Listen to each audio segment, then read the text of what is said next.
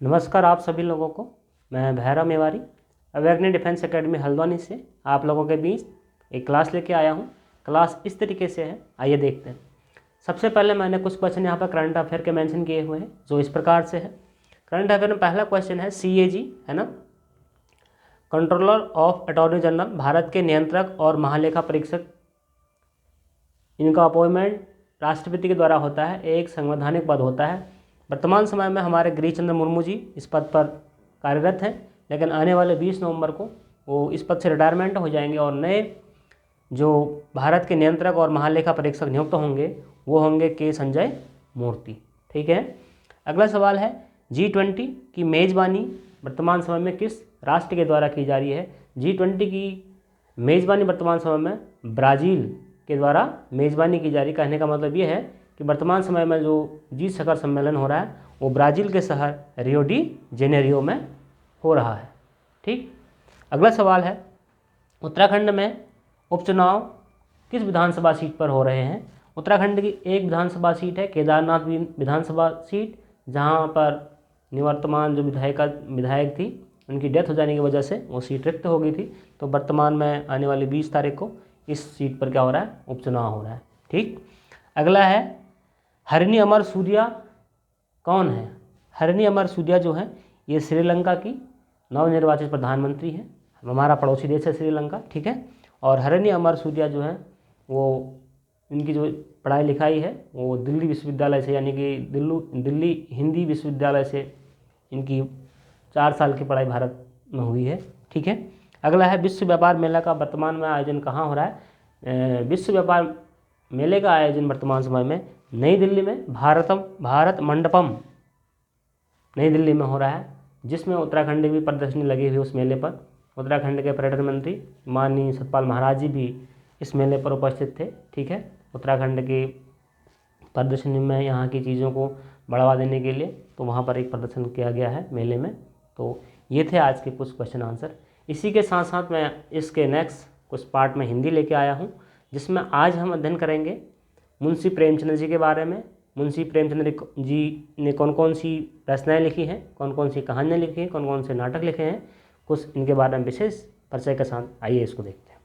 सबसे पहले मैं आपको बताऊंगा कि मुंशी प्रेमचंद्र जी ना, ये आप देख रहे हैं मुंशी प्रेमचंद्र जी का जन्म जो है 31 जुलाई 1880 में वाराणसी के लम्ही गांव में हुआ था।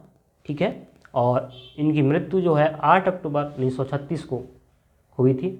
56 वर्ष की उम्र में बहुत कुछ हिंदी साहित्य में, हिंदी के क्षेत्र में हम लोगों को देखे गए हैं। आइए उनको वर्तमान समय में उन्हीं कौन कौन सी रचनाएं फेम हैं, प्रसिद्ध हैं, और आने वाले एग्ज़ाम में भी यहाँ से कुछ न कुछ क्वेश्चन आते हैं।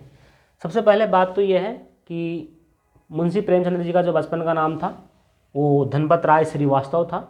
इनको नवाब राय के नाम से भी जाना जाता था, और इनका उपनाम जो निकनेम है वो कलम का सिपाही नाम से भी जाना जाता है। ठीक है। इतना आपको समझ में आया होगा। अगला हमारे पास आता है मुंशी प्रेमचंद्र जी ने हिंदी उर्दू में भी रचनाएं की हैं, है ना, हिंदी के साथ साथ उर्दू में भी रचनाएं की हैं। तो सबसे पहले हम इनके उपन्यास देखते हैं। तो उपन्यासों की सीरीज में हमारे पास इनके सेवा सदन, रंगभूमि, निर्मला, प्रेमाश्रम, है ना, प्रेमाश्रम आप देख रहे होंगे, और कायाकल्प, गबन, कर्मभूमि, गोदान एक इनकी ऐसी रचना है, कृति है, जिसे कृषक संस्कृति का महाकाव्य भी कहा जाता है। ठीक है। मंगलसूत्र लिखते लिखते इनकी जो हो गई थी, मृत्यु हो गई थी और ये पूर्ण नहीं हो पाया।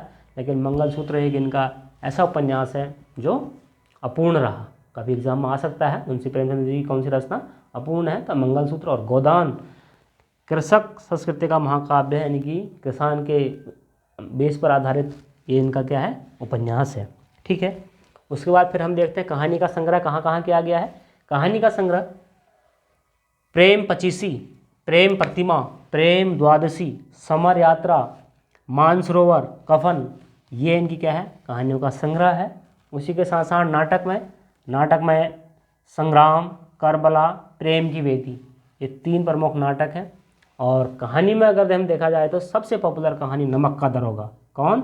नमक का दरोगा, ईदगाह, पंच परमेश्वर, पूस की रात, दूध का दाव, है ना, बूढ़ी काकी, बड़े भाई साहब, गुली डंडा, है ना, सोजे वतन, मंत्र और दो बैलों की कथा। आपने सुना भी होगा, पढ़ा भी होगा और देखा भी होगा किताबों में। क्लास 9th में एनसीईआरटी में है दो बैलों की कथा, है ना, हीरा और मोती। किस प्रकार से एक अन्य बैल से मुकाबला करते हैं। तो उस कहानी से हमें ये सीख मिलती है कि हमें पशु से भी प्रेम करना चाहिए, उसके अंदर बहुत कुछ छुपा हुआ है ना। विध्वंस जैसी इनकी कहानी है ना। जब इतना बड़ा साहित्य में इनका बहुत बड़ा मुंशी प्रेमचंद जी का योगदान था, तो सन 1980 में भारत सरकार इन्हें ही जारी किया होगा ही ना, है ना, 30 पैसे का डाक टिकट जारी किया गया था मुंशी प्रेमचंद जी के सम्मान में। तो जिस व्यक्ति की रचनाएं अच्छी होती हैं, जिस व्यक्ति का साहित्य अच्छा होता है, कुछ न कुछ सरकार भी आने वाले भविष्य भी उसको स्टडी करता है और उसी के अनुरूप उसको सम्मानित भी किया जाता है। इससे पहले मैं भी बता चुका था आपको, महादेवी की रचना थी यामा, उसके लिए उन्हें हिंदी साहित्य का सबसे बड़ा ज्ञानपीठ पुरस्कार दिया गया था यामा रचना के लिए, है ना। तो वो मैंने कल की क्लास में आपको बताया था। तो उम्मीद है आज की क्लासें आपको समझ में आई होंगी। किसी कारणवश आज ऑफलाइन क्लास नहीं हो पाई, तो मैंने सोचा कि ऑफलाइन नहीं भी हो पाई तो मैं ऑनलाइन यानी कि रिकॉर्डेड माध्यम से, इस माध्यम से आप लोगों को इस क्लास को बताने का प्रयास मैंने किया है। और मुझे उम्मीद है आप सभी लोग, जिसमें विशेषकर ललित जी हो गए और गोकुल जी हो गए, तेज सिंह जी हो गए, है ना, आप लोग जो हैं मुझे ये ज़रूर नोट डाउन करेंगे आप अपनी नोट्स की डायरी में और मुझे फीडबैक मिलेगा। मैं ऐसी आशा है और उम्मीद है आपको इसको अध्ययन भी करेंगे और नोट्स भी करेंगे, एक बार पुनः इसको रिकॉल करेंगे। तो आज की क्लास में इतना ही। Thank you.